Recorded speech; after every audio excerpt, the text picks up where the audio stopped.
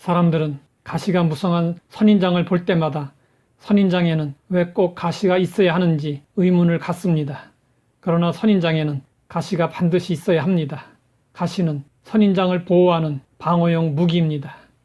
선인장은 조직 내에 수분이 많기 때문에 사막의 동물들에게 좋은 표적이 될 수 있습니다. 목말라 사막을 헤매는 많은 짐승들이 수분을 얻기 위하여 선인장을 공격할 수 있는데, 선인장은 가시로 말미암아 들짐승들의 공격으로부터 자신을 보호할 수 있습니다. 또한 선인장의 가시가 박힌 몸체는 강력한 태양 광선을 잘 견디게 해주며 수분 증발을 억제하여 생존할 수 있게 해줍니다. 우리 인생에도 가시가 있습니다. 좋으신 하나님을 믿는데 왜 우리 인생에 고통이 있고 아픔이 있는 것일까요? 아무리 신앙생활을 열심히 해도 여전히 남아있는 가시들로 인해 우리는 혼돈에 빠지곤 합니다. 그러나 우리 인생의 가시에도 선인장처럼 있어야 할 의미가 있습니다. 바울에게는 육체에 가시가 있었습니다. 그 가시 때문에 너무 괴롭고 힘이 들었습니다.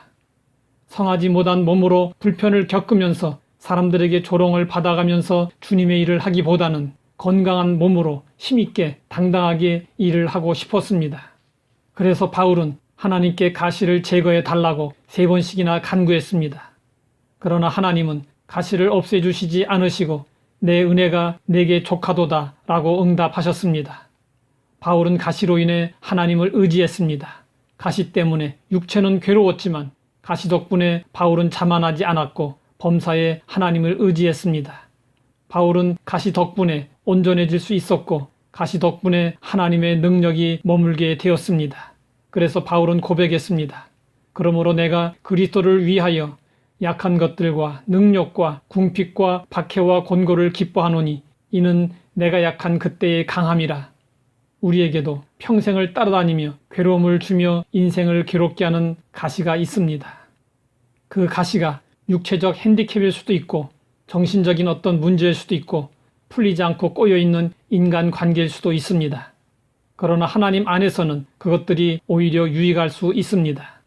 목회자들에게 존경을 받는 이상근 목사님은 성경학자로서 성경주의 전집을 남겼습니다. 그분의 업적은 가시 덕분이었습니다. 16살 때 발에 병이 생겨서 40일 작정 기도를 했습니다. 그런데 병은 낫지 않고 더 깊어만 갔습니다. 3년 동안 출입을 못하고 학교도 가지 못했습니다.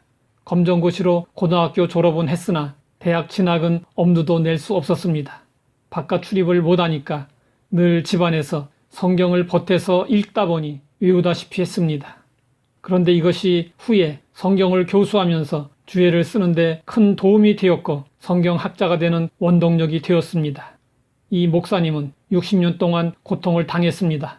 그런데 1993년 그가 정년이 되어서 은퇴를 한 후 외과 의사의 권유로 수술을 받게 되었는데 발 뒤꿈치에서 1.5cm 크기의 머리카락 같은 철사가 나왔습니다. 어렸을 때 맨발로 다니다가 철사에 찔렸는데 철사가 살 속으로 들어가서 평생 가시가 된 것입니다. 이 목사님은 발 수술을 받은 후 철사를 들고 말했습니다. 이 철사가 가시가 되어 60년 동안 나를 찔렀으나 나로 하여금 성경학자가 되게 한 하나님의 은혜의 도구였습니다. 우리에게도 나름의 가시가 있습니다. 그 가시가 우리를 괴롭게 하지만 한편으로는 유익하게 합니다. 우리 삶에 고통이 없었다면 어떠했을까요? 아마도 하나님을 찾지 않았을 것입니다. 삶에 괴로움이 없었다면 어떠했을까요? 아마도 기도를 모르고 살았을 것입니다. 우리가 성공 가도만을 달렸다면 어떠했을까요? 아마도 교만에서 벗어나지 못했을 것입니다. 가시 때문에 괴롭고 힘들지만 그 덕분에 우리는 하나님을 의지하게 됩니다. 그래서 가시는 하나님의 은혜입니다. 하나님 아버지, 가시의 유익을 알게 하시니 감사합니다. 나에게 주어진 가시의 의미를 알게 하시고 가시를 받아들일 수 있게 하옵소서. 가시로 인해 나의 인생이 변화되고 유익이라고 고백할 수 있게 하옵소서. 예수님의 이름으로 기도드립니다.